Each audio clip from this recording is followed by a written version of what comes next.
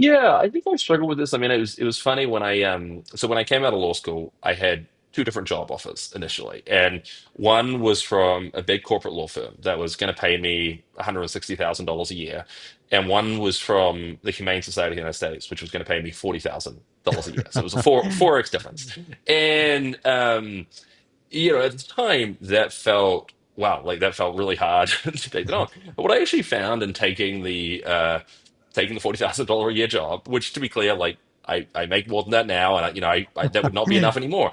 But I Right. found that at that point in my life, it was fine. I'd just come from being a student where I was living pretty frugally anyway. Everyone who I was working with was working off a similar amount of money, and so they were living relatively frugally. And so it actually just never came up. Like it was never like a thing of like it came up occasionally when friends in finance were like, "Hey, you want to go on this vacation to the Hamptons with us or something?" And I'd be like, like that's not something I can do right now at this point in my life. Right. But that wasn't the biggest loss.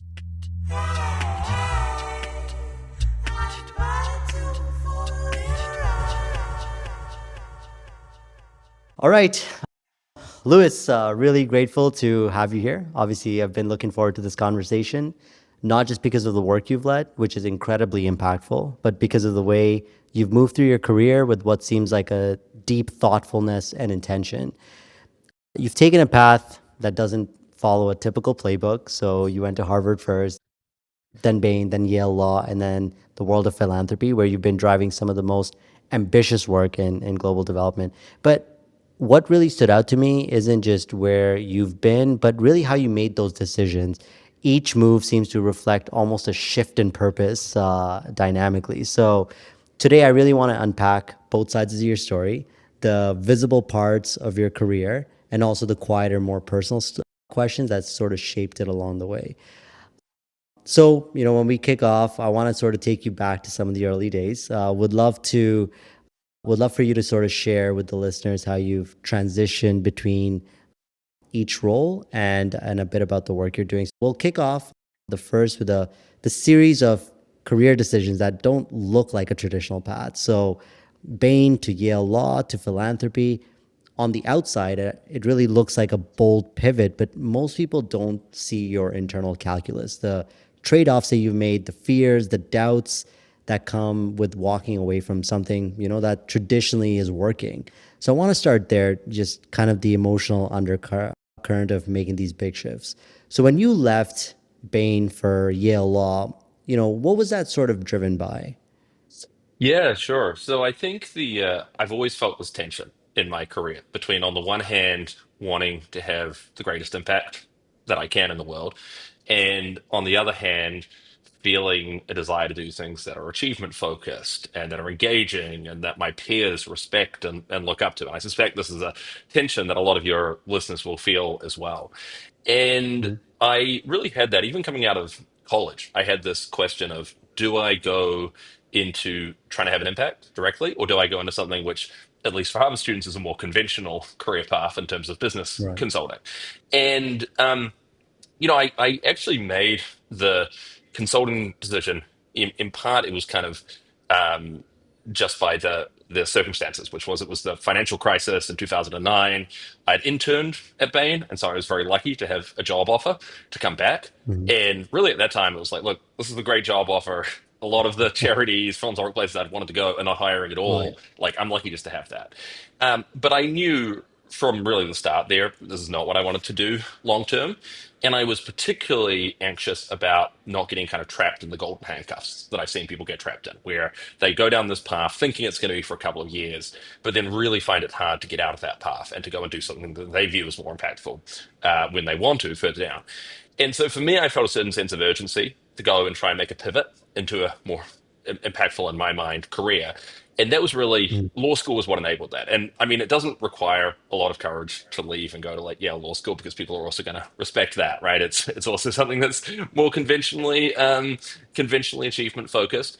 But I think that I think that it did enable me to take this break and say, is this really what I want to be doing? And I think for some people, they do want to be doing business consulting their whole life, and that's great. I don't mean to judge that at all. But I think for folks like me who have a sense that, hey, I want to be doing something, then I did feel that sense of urgency of, hey, I want to go and actually start having an impact. That's really fantastic. And actually, I would love to dive a little bit deeper into some of those pivots.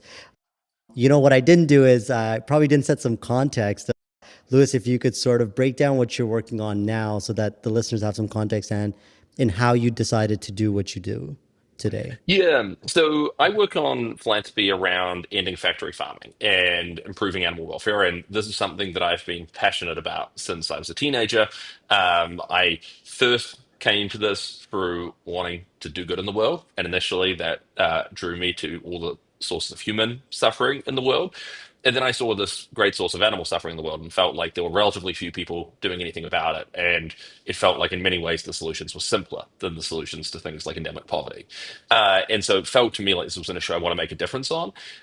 Thankfully, today I am, but as we'll discuss, it was not at all clear how to get to the place of having an impact on that issue. That's fantastic. And obviously you've been passionate about this issue for a very long time. Like you said, you were a teenager when you started feeling like you wanted to do something more meaningful. How did you sort of build that confidence? Of course, you talked about you sort of took the Bain job offer because, the economy was tough at the time when you graduated. But, if the economy wasn't, let's say, in an alternate universe, what would have helped you or what did help you build that confidence that you were sort of committed to doing philanthropy at that point in time when a lot of people think about it maybe a little bit later in their careers? Yeah.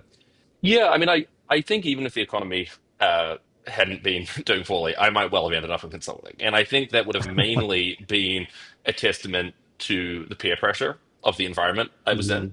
where this was seen as something that was normal and safe and respected to do. So it was sort of Hmm. amongst my friends from Harvard, I think most of them went into some mixture of investment banking, consulting, law school, med school, Hmm. maybe one or two other paths. And I think so I did feel a lot of that pressure. And I think one thing that we often miss is that peer pressure internalizes itself as saying this is the right thing for us to do. So we don't really, Hmm. very few of us would say, hey, it's peer pressure that's dictating all of my life decisions. It's society's expectations.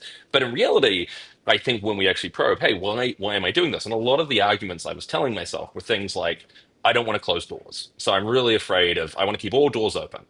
Well, why was I so worried about keeping all the doors open? I mean, I think that was Hmm. because that was a really common meme amongst people I was hanging out with, where everyone was saying, oh, so long as you do consulting, you can do anything after that. But if you go and do something more specific, like work on factory farming, then you're closing all these doors. There's some truth to that.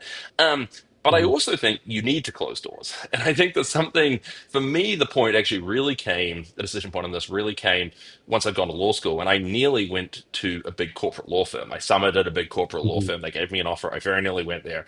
And thankfully, that was the point where I had a couple of friends who really questioned, like, hey, is this what you want to be doing with your life? Like, is this aligned with Hmm. your purpose and what you've always been passionate about? And I think that was a critical intervention for me. Hmm. Um, so yeah, I think it really did only come at that point that I actually stopped and thought, like, okay, if I'm serious about having an impact on this issue, why not go and work on it now? Absolutely. And you know what? The closing doors analogy is so perfect because I think we all face that and a lot of us can just live our lives with all of the doors open and, really commit to nothing. What was that sort of point in your life where you felt the conviction that, hey, you know what? I'm willing to close certain doors and I would love to build in a more narrower opportunity, which is, which will go deeper and be more meaningful. Well, when did that start? You said it came after Yale Law, but could you just expand on that a little bit?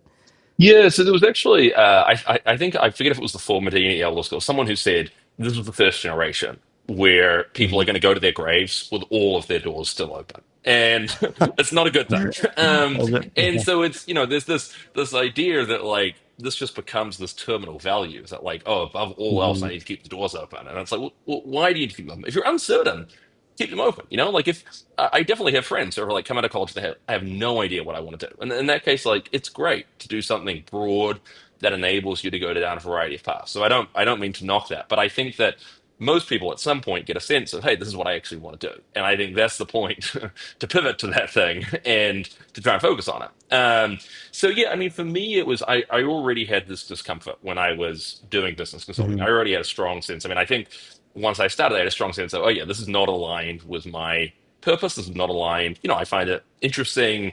It's a great group of colleagues and so on, but this is not actually aligned with what motivates me and what I want to be doing.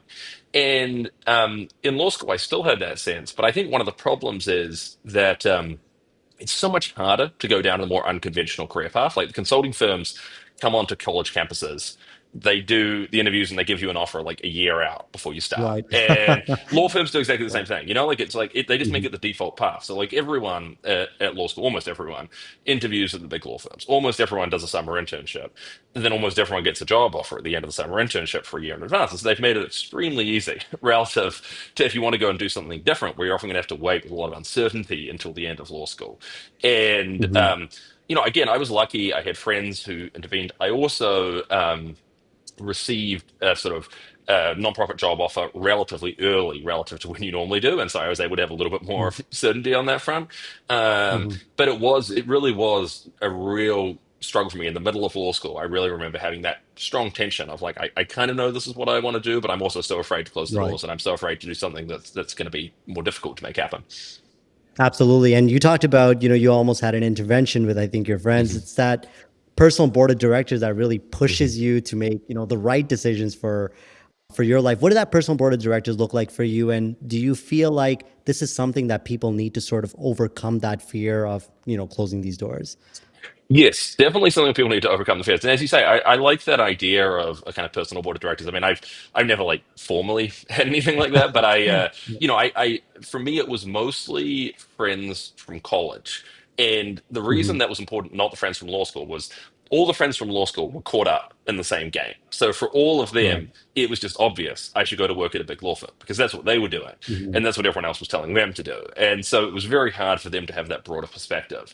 Whereas the friends who I had from college, a lot of them were pursuing relatively conventional career paths. Like the one who I think sort of pushed me the most on this was someone who was working in finance. And he was like, "Look, I'm like excited about finance. Like, I want to be in finance my whole life. Like, you do not seem excited about corporate law, like this is like." Right. And so I think there was just like, I think it's valuable to have to find those people who are outside of your current setup. So they're not feeling the same sense of social pressure. It doesn't mean they need to be, on exactly the same page as you. They just need to have an accurate sense of what motivates you and be looking out for that interest as opposed to, what is going to fit in most easily, what's going to be easiest, all of those things that can kind of lead us astray.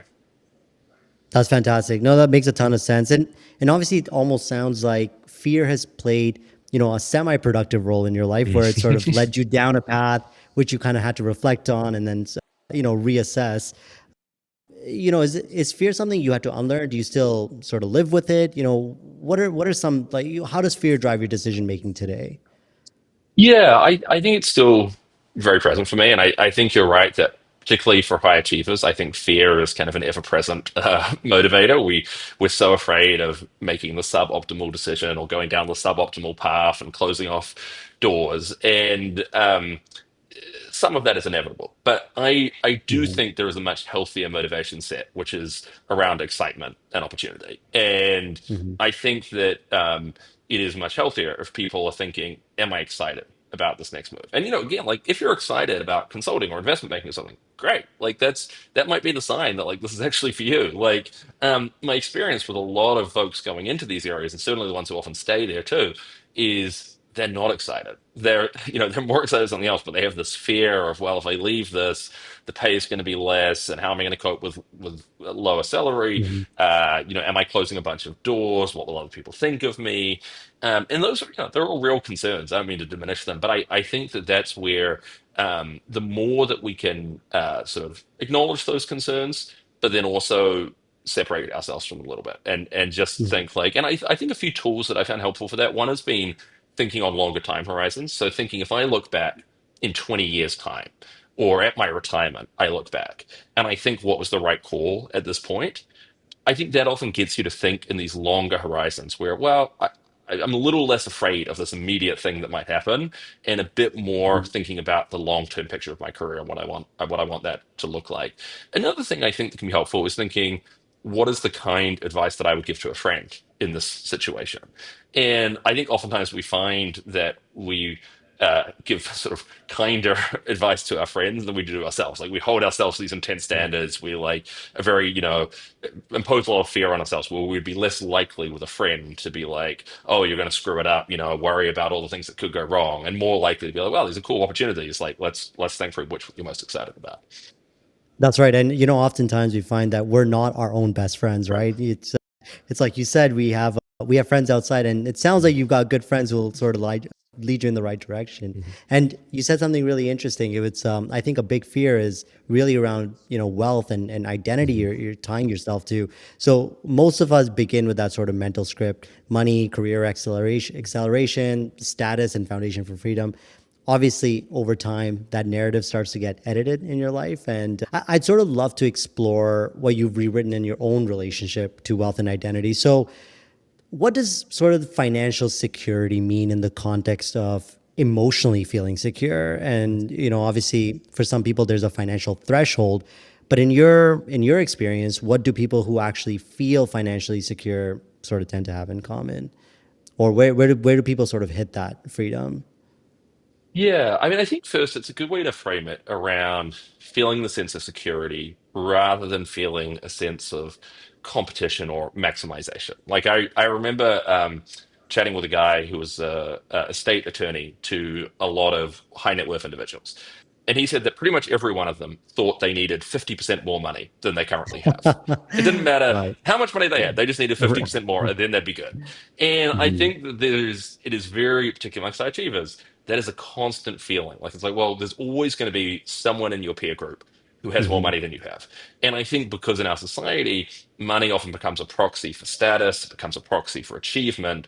It's seen as, well, I need to compete with that. I've been out competing people on academics my whole life. I've been out competing on all these other things. Now the new currency of adulthood is money. And so I need to, that's the thing I need to compete on now. And my general experience has been people who are competing on that are not particularly happy or fulfilled people. There may be exceptions. I mean, there may, Mhm. and I think it's one thing if you're competing on that with a really distinct purpose in mind. Like you're like, okay, if I get to this amount of money, that will enable me to support my family, or that will enable me to do some good in the world.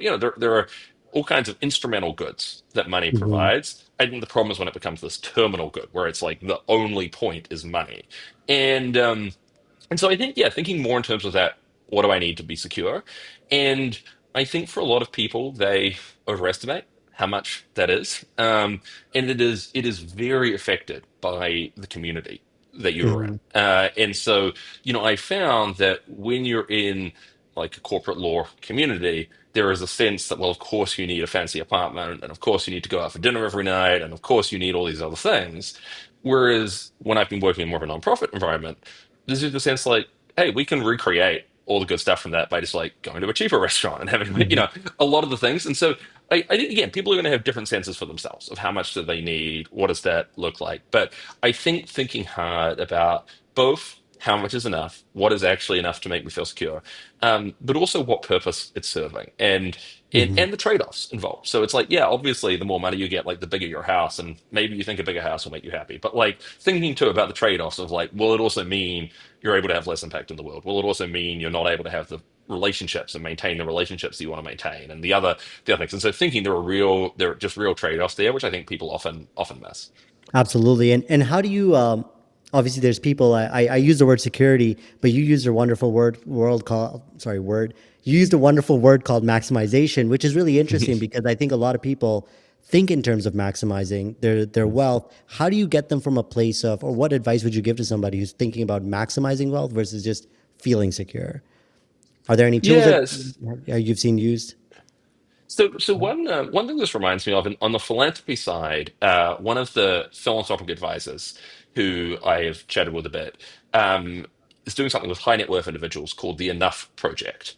And the idea is that traditionally what happens with philanthropy is that high net worth individuals sit down and they say like, well, like how much should I give away? And it starts from zero, and then they're just kind of like, well, can I get it up to 1,000? Can I get up to 100,000? Can I get to 1 million? Maybe. And he's Mhm. saying instead, let's go in the other direction. Let's just say how much money is enough to cover what you want for your life, your lifestyle? You want to pass the money down to your kids, whatever. And let's work out what that is. And then everything above that is surplus. And it is not necessary. And now he's talking to people who have already made that money, right? And so he's talking to people who, and so his pitch is, hey, give that away. Like, you don't need that money beyond whatever we have agreed is enough for you to live the life that you actually want to live. But I think there's a similar dynamic for people who haven't yet made the money, which is to actually be clear with themselves in advance how much is going to be enough. And so maybe it is, maybe there are people who are like, you know what, like I grew up in a wealthy background, and until I have millions of dollars and a nice place and those things, I'm not going to feel security. Or maybe the opposite. I grew up in a really poor background, and I'm only going to feel security if I have this, whatever. But in that case, like just agree with yourself in advance about what that number Mhm. is that you're going to get to, and then be willing once you get there to either pivot to something, or retire early, or pivot to something that isn't as focused on money, or to give it away. And I think Mhm. like yeah, I mean, there are all kinds of different things you can do. I think the real failure mode is just ending up in this perpetual kind of hamster wheel of like, well, I Right. always need to get more. I always need to get more. And that goes on forever. And yeah, again, my experience is those folks are kind of rarely happy or fulfilled in their life. Absolutely. And the donors that you work with, they probably think very differently about money than the average person. What types of people do you find yourself working with, and what does their relationship to money actually look like? Yeah, so I often find myself working with people who have typically made money themselves, a few inheritors, but normally these are people who have made money themselves. And oftentimes they've done it relatively young. I mean, we're in Silicon Valley, and so we're talking to a lot of people who have like made money in tech. And one of the things I actually appreciate about people who have made money in tech is it normally happens quickly enough that they know that they don't need all this extra money. And so, one thing I've seen happen, for instance, with folks who kind of make the money over a lifetime in finance or something else is their lifestyle acclimates to that money. And so, at age 20, they could never have imagined being able to spend like $50 million on themselves. But then once they've gotten to the point at age 50 where they've, moved into a great house in Greenwich and they've got all the other things, $50 million is like the bare minimum they need. It's like that's not even enough. Like, now they need more to Right. maintain the lifestyle. Like their friends have got a private jet. Like what's the and so I think one of the things that is, as I say, nice in these cases, people who make money kind of overnight, is at least when it works well. And there are cases of people who just go on a crazy spending spree and so on. Mhm. But more commonly, they'll sit down and be like, "Well, I'm actually pretty happy with like my current lifestyle, which is not that expensive. So like, let's be intentional about what I want to do with all this additional Mhm. money." And sometimes that's philanthropy, sometimes that's impact investing, sometimes that there are all kinds of different things that leads people toward. Um, but I think I think that's a common thread a common thread I see, and I also think there's a common thread of those who invest philanthropically are able to find greater meaning in their money. So they're able to find. I mean, again, there are basic things like houses and cars, great, whatever, up to a certain point. But I think that what they find is, well, they're able to put this money into something where they can actually see it having an impact on the world beyond just themselves. It's a lot more fulfilling than just constant renovations on their homes, or constant more expensive Right. vacations, or whatever else they could put this to use on. And you made an interesting contrast that you touched on a little bit earlier. It was between people who are self-made and people who have also inherited money. Have you sort of? I would love to hear some. I would love to hear you just compare and contrast sort of the way they approach philanthropy and just approach their identity with money. Yeah, I found people who inherit money often have quite extreme views around money. So, for instance, one common view is I need to shepherd this for the next generation. So, even though I've got all this money, I need to absolutely hold on to it and make sure that I maximize it as much as possible because I was given this money and I want to make sure my kids get at least as much money, not more. And I think that's generally a pretty unhealthy view to have around these things. There's also often a sense of like, well, I don't know how to make money. And so, like, I'm just going to go and live a life of leisure off this money. But again, I can't really give much away then because I need to like preserve this from my expensive lifestyle my whole life. Mhm. At the other extreme, I've seen people who are raised in privilege and say, like, I feel terrible about being raised in privilege. I want to give it all away. And I prefer that mindset, but I also think it can go a little extreme in the sense of like, there is a, I think that I think that there is often a challenge with viewing this as something that is a gift they've been given that they can use in various ways and can use thoughtfully. And there's often a tendency to want to get it off their back more than to actually make sure that gift has the greatest impact in the world. Um, Mhm. so I think that. yeah, we see a wide range. Whereas I think it's much more common with folks who have made the money that it is more natural to them that, well, I'm investing this money in a bunch of for-profit courses. I will also think about investing this in a non-profit in a set of non-profit courses and how I can have an impact on that front. That's fantastic, and that's quite interesting. I think that's a side of the world that people don't often see, and obviously, people who've inherited versus self-made, they probably don't reflect on it very deeply either. Some of those values that they are sort of almost born into. So that's quite interesting. Have you come across any philanthropists who have previously been very attached to their, wealth-based identity and, didn't actually want to help nonprofit causes, but then eventually came around? What sort of changed for them? Yeah, I definitely have some funders who I work with who fit that, and I've seen a couple of different paths. I mean, I think one funder who I work with closely, he discovered a more spiritual set of beliefs. So he became a Buddhist. He connected with his spiritual self, and he realized that a lot of the ways that he was acting in the world were really just his ego, and that like he actually wanted to embrace this more mindful part of him, and so he realized that for his pursuit, it was actually much easier to achieve that if he had less money sitting around and if he was actively giving it away. And that was something that just gave him far more fulfillment. And so I think, and sparked a much broader transformation in how he thought about his life. And he said he's much more joyful for it. Like it's just much more, it's a life that he feels much more attuned to be living. Um, yeah, and I mean, I'd say I've also seen folks who have reached that point. Typically, these are some of the older donors who I meet, who it's like they wish they'd gotten started younger, but they were Mm, too wrapped up in whatever they were doing. So they were too wrapped up and they were working, crazy hours. They were doing all this stuff. And it was only when they got to like retirement, they turned 70 or something and they were like, whoa, like, what have I been doing this whole time? Like, right. and again, I mean, the nice thing there is that they did have that revelation. They didn't get to the point that some people get to where, they just die and it all just passes down to their kids and they never thought for a moment about, is that what I want? Like, is that what's best for my kids? Is that the thing that actually reflects my values? Even they pass it, they give it away to charity after they die, which to me always feels like a tragedy because it's like you missed out on all the fulfillment you could have had from That's giving that away right. before you died. Like, I mean, even just from a selfish point of view, like you could have seen the fruits of like you giving this money away Mm. rather than waiting until the very day you die when it goes away. So I don't know, seen a variety for sure on that front. That's really interesting because a lot of things in life they always tell you that if you start today, it's the best thing you can do for yourself, including if you start investing today, it's the best thing you can do. You watch 40, 30, 40, 50 years of compounding. Here you've got people who are in their 70s who are thinking about doing philanthropy, and they're all wishing the same thing. They wish they just started when they were much younger than that. So it's true. It's kind of watching the fruits of your labor making an impact on the world.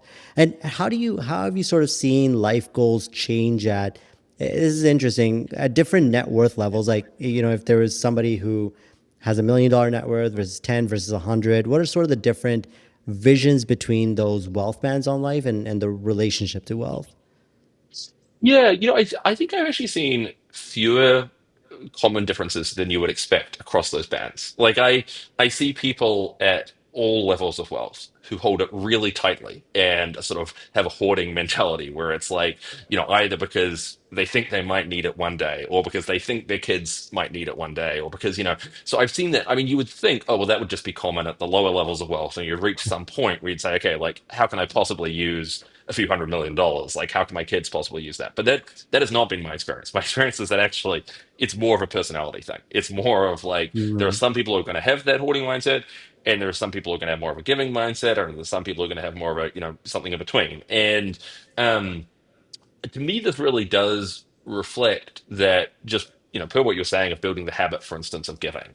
I think that it's really valuable to start thinking about some of these habits, even if you're like, look, like I don't right now have enough money to make much of a difference in the world for my giving. Like even though I only give a few $1,000s away or $10,000 or whatever, I think that building that as a habit is really valuable so that you conceive of yourself as the kind of person who gives away money. And so that as you get into this, you get comfortable with it and you learn a little bit about it and you get used to it. And I've seen some of those habits actually be really useful for people as they come into more money. It's not a strange thing to think about giving it away. And they've felt how, well, I'm able to let go of some of this money and it hasn't ruined me. It hasn't like, I'm still fine. All the fears I had have not come to pass. So I think there's also just like that proof point. But yeah, again, it surprisingly is not really related to how much money people have so much as just the mindset or the mentality they're bringing to it. That's really interesting because you would actually think the opposite, where people think that Mhm. somebody at 1 million or 100 million would act very differently. But we're all humans at the end of the day, and a Yeah. nice person at 1 million is going to be a nice person at a Mhm. 100 million. It's not Right. really going to change fundamentally. What have you seen the most successful people do in managing their money, or maybe adjacently, after earning it or giving it? What are some of the common assumptions that you think the average person gets wrong that successful people typically tend to get right?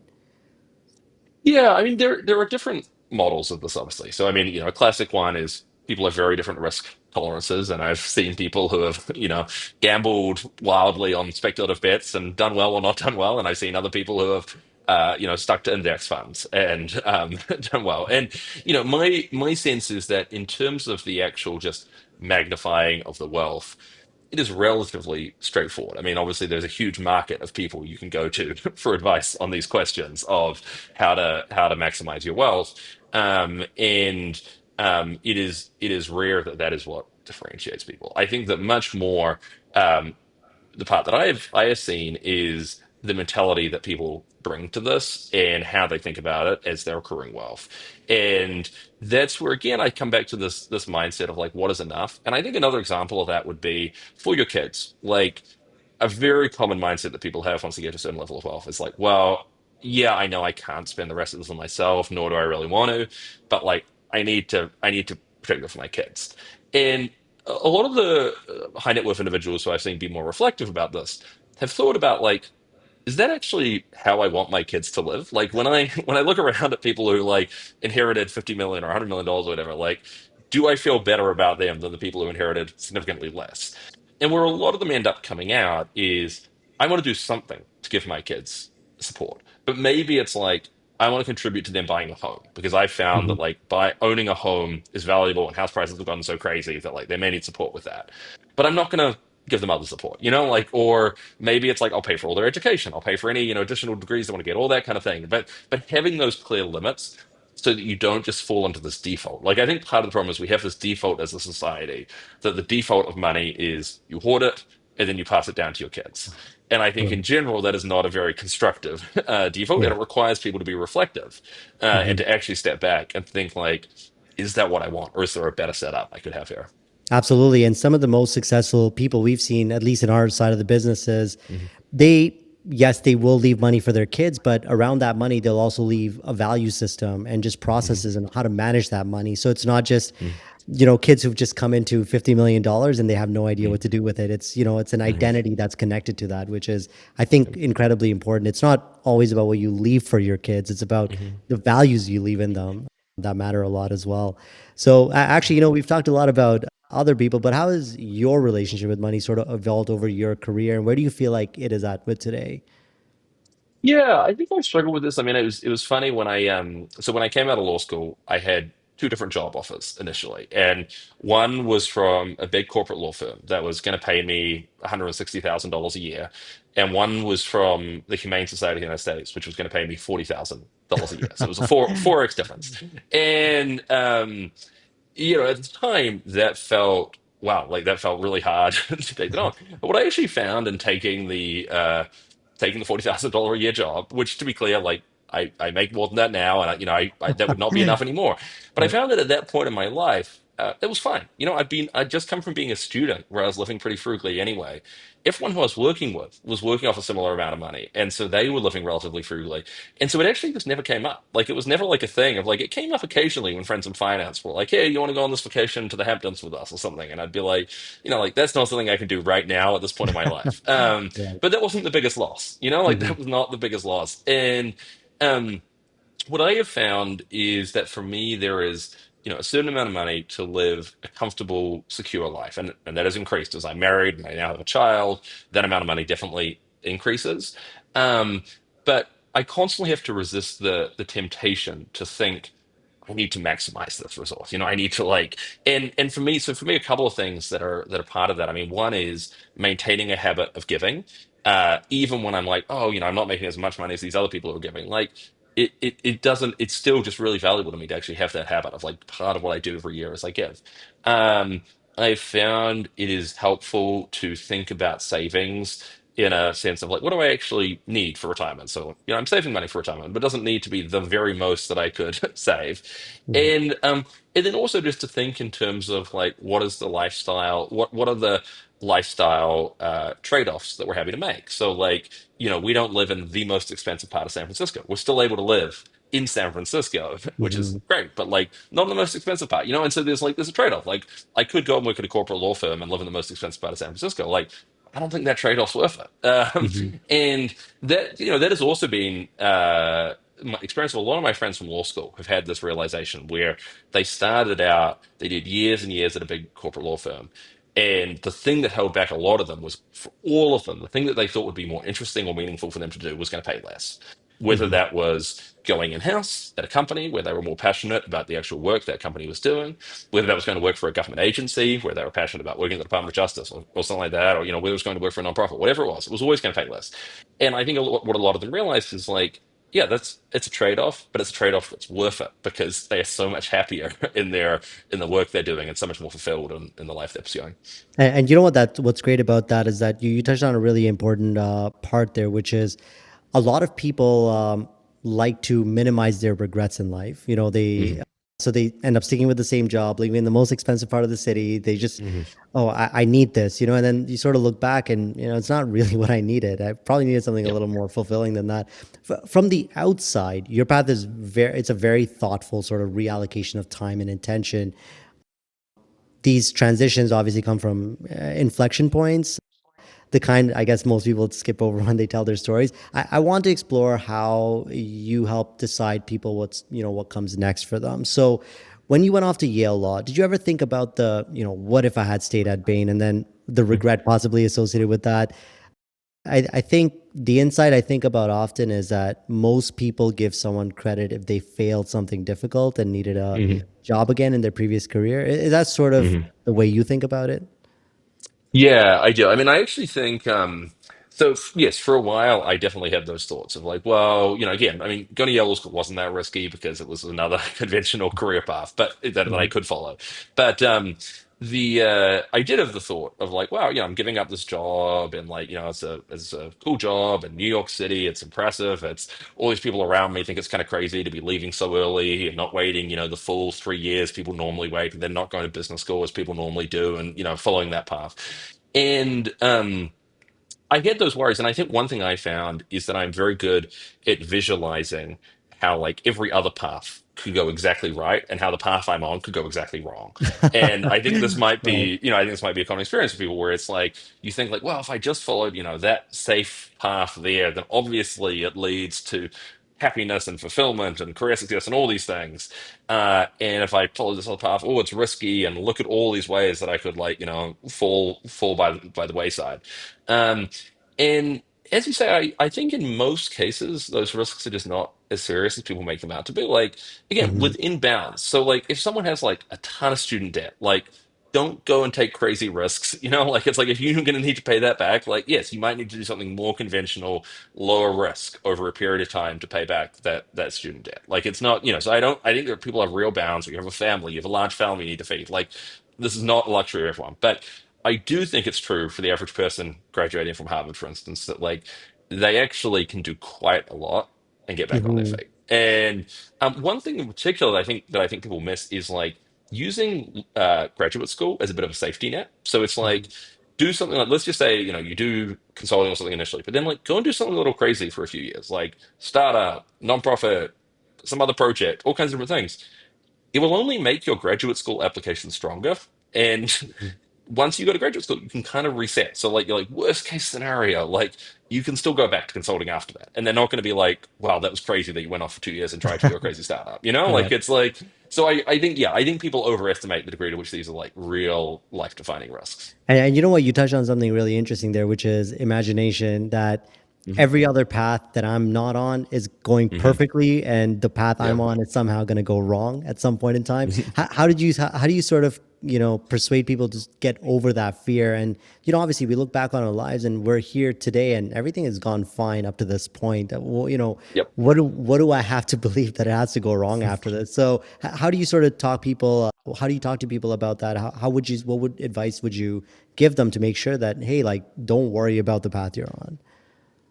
Yeah, I mean, I think there are a variety of ways you can approach this. I mean, one is thinking about like one way I've used sometimes is thinking about the worst version this could go, and then like, would it really be so bad? And so, it's like, well, like, let's just say I go and do this job, and it turns out I hate it, and I want to quit within 2 months. Where would I end up? And it's oftentimes like, well, it's not actually that much worse to where I am. Like, oftentimes, if I quit that quickly, I could probably come back to where I was previously.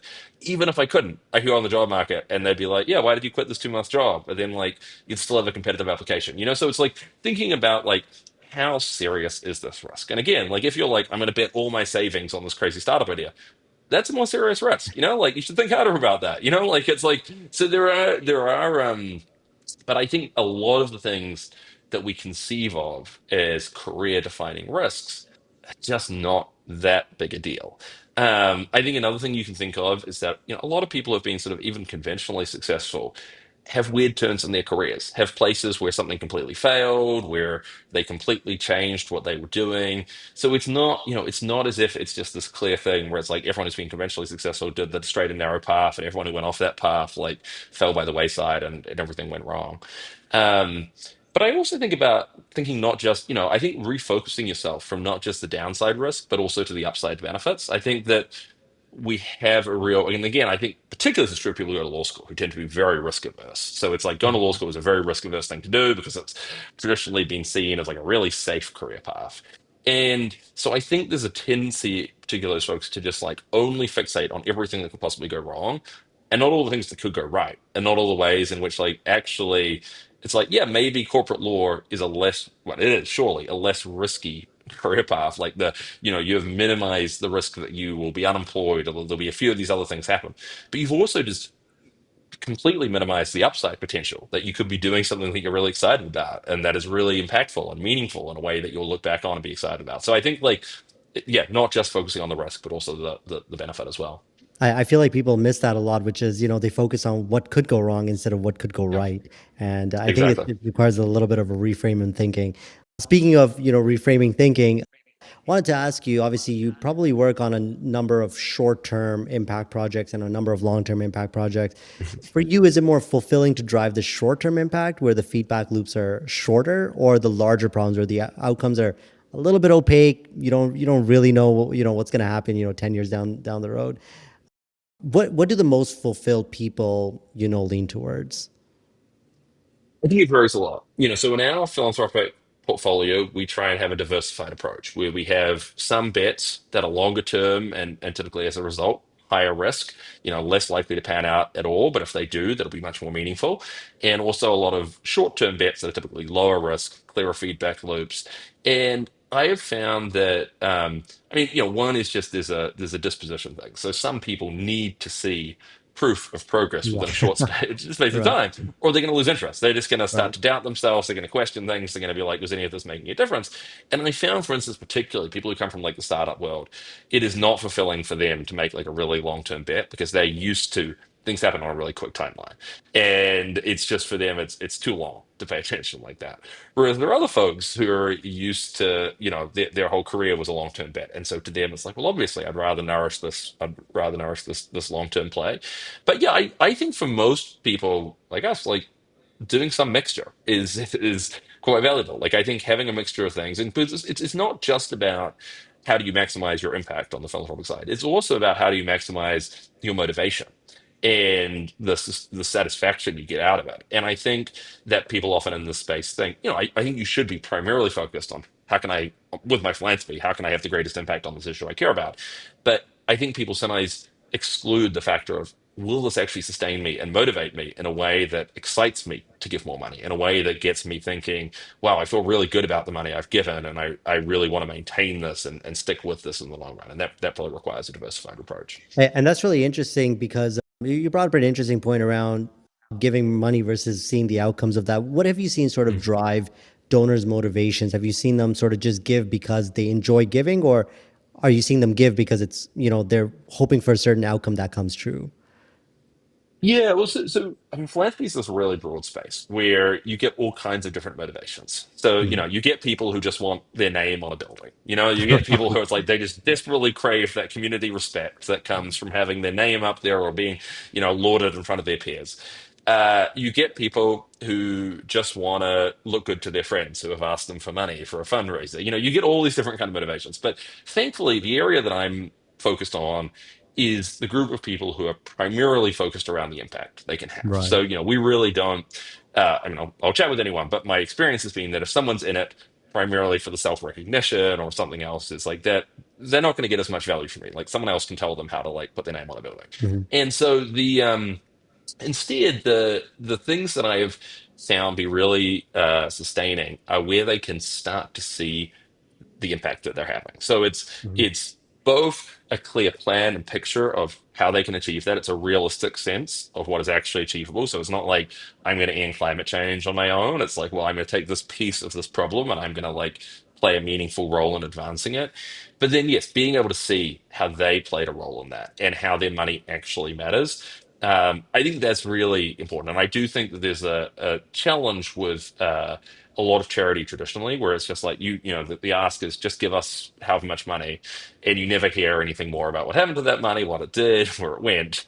And so I think there's a really positive trend in philanthropy today toward greater accountability, greater transparency, and a greater ability to actually track and say, okay, this actually contributed to this very meaningful change. Fair, absolutely. That, I mean, it makes a lot of sense. People want to see, where their money is going for the ones that are truly interested in a very narrow cause that you're sort of spearheading. So it's really interesting because you've worked for institutions that have had very clear operating principles, whether that's Bain, whether that's Yale Law, whether that's Open Philanthropy, but over time, most people start to craft their own philosophy around living, really a more personal set of principles.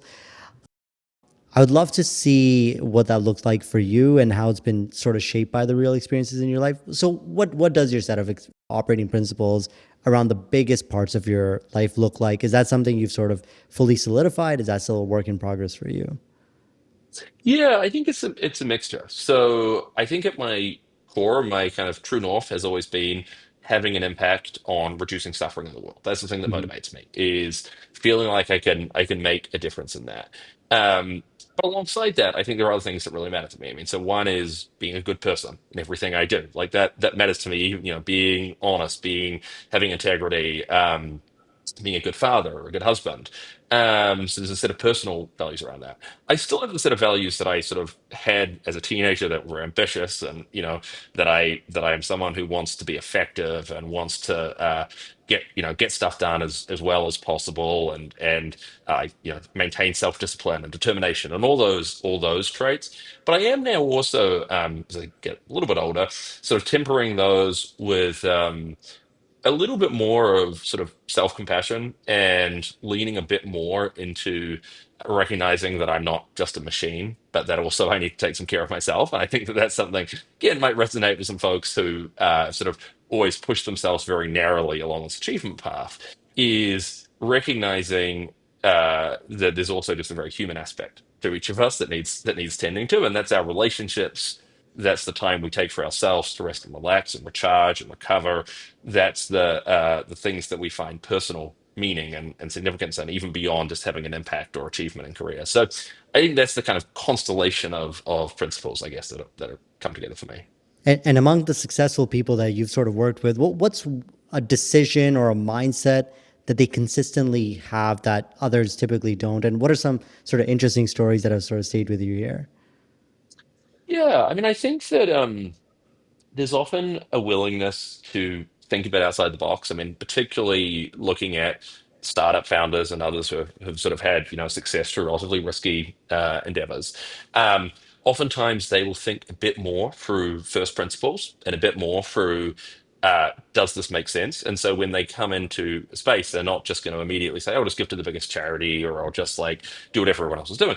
I'll try and understand this. And in the folks who I think, there are obviously many versions of this, but the folks who I think achieve the most on that, it's typically coming in with a really kind of insatiable curiosity, but also a sense of humility about it. So it's not coming in and saying like, "Oh, I know all the answers because I succeeded in this other domain." It's saying like, "Hey, I'm really curious about treating this as a challenge to be solved, and I want to understand the answers. And so I want to talk to a lot of people, synthesize their viewpoints, and then form my own view." And there's a certain degree of like, yeah, deferring a certain degree to experts, but also like actually playing this active role of engagement and actively. And then the other thing too is they're really willing to change their minds. I see it's very easy for folks in the charitable sector, I'm sure this is true elsewhere, just get stuck in a certain way of doing things where, well, we've done that forever, and so we just keep on doing it. And, this group used to be good, so we'll just keep on supporting this group. And they're really open to updating based on new evidence, saying, okay, well, I thought this group was effective, but actually this other group has just achieved a lot more in the last few years. And so I'm going to pivot my philanthropy toward them. Or this goal, my theory of change was X, but actually it turned out that's just not true anymore. Like it's turned out the world has changed in a way that doesn't support my theory of change, or maybe my theory of change was wrong. And they have the humility to recognize that and say, okay, I need to now change course. So I think that combined with a kind of committed I guess this mixture of like patience and impatience, where it's like at the high level patience, so like at the high level recognizing that social change is hard, it takes a long time, and requires a long-term commitment to an area, but also impatience with things that aren't working. So impatience with, oh, this charity just keeps on asking money for the same thing and never does anything. Like, being impatient about that and not just accepting like that's the way it has to be. I think that's been a really powerful combination for people who kind of want to have a sustained impact on the space. That's great. No, Louis, that was fantastic. And we've obviously gone through some really big ideas so far. So around fear, around purpose, around identity. Um, One of my favorite parts are sort of some of the small details, the stuff that tells us about you. So before we wrap up, I've got a few quick questions for you. Does that sound good? So whatever first thing that Yeah, comes to mind. sounds good. So the first one, the best investment you've ever made, whether that's financial or otherwise. I mean, I think the best investments I've made have been philanthropic. So I think of some of the people who, we bet on when they were just a single individual with a cool idea, and maybe that achieved some initial success, and then they were able to massively scale that up. So I'll give you one example is within the area of environmental welfare, there's a technology called novosexing that can get rid of the need to kill male chicks in the egg industry. And we bet on an early social entrepreneur in that space who's been able to bring that technology to the US and massively scale it up. And I think that's just, yeah, an exciting case of being able to have a lot of impact with a relatively small investment. Oh, incredible. And worst investment you've made, financial or otherwise.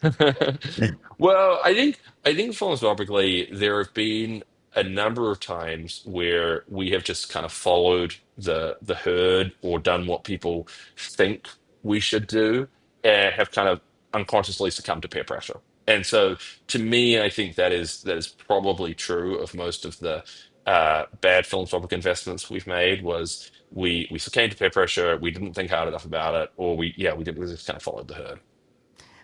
This question is going to go against the entire identity of this podcast, but what is one splurge that you've made that you don't regret?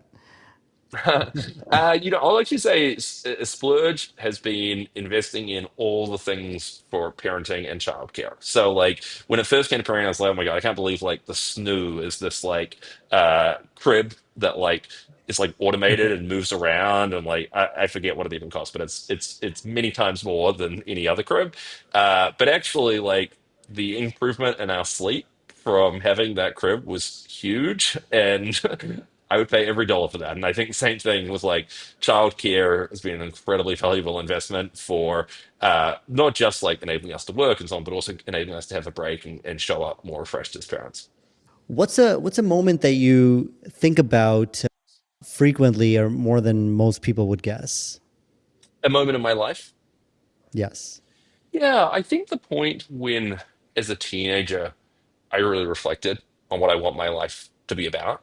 And that was a sort of drawn out and somewhat painful process to work out like what is my life actually about. Um, in retrospect, I'm incredibly grateful I went through it because I think I have a pretty clear sense of purpose and what I want my life to be. And my, I'm always surprised when people have not yet had that point in their life. And not to judge them, but just to say that, like, I think that it is often a hard and kind of painful process to really think about what is this about, but a really valuable one when you can reach the answer on the other side. So I think that's something I think back to a lot. Incredible. And if your name, resume, bio, everything about you disappeared from Google, what would you want to be remembered for? Reducing as much suffering as possible in the world. So having made a real dent in reducing suffering in the world. That's an incredible answer, and I think a lot of people don't view it that way, but I wish people would. You know, if they just thought about suffering both from a human and an animal perspective, I think you'd see things very differently. Lewis, this has been such a thoughtful and grounded conversation. I really appreciate how open you've been, not just about the work you've done, but how you've thought through each step of your journey. I know a lot of people listening are going to walk away with more clarity and probably even a bit more courage to pursue what actually matters to them. So thank you again. You've navigated worlds that you know, obviously that many admire, like consulting, law, and philanthropy, and you've sort of really helped us unpack the human side of things. That's rare to find, and I'm really grateful that I brought you here. Great, thank you, and thanks for the great questions. This video is presented by VJ Wealth and produced by AQ Productions.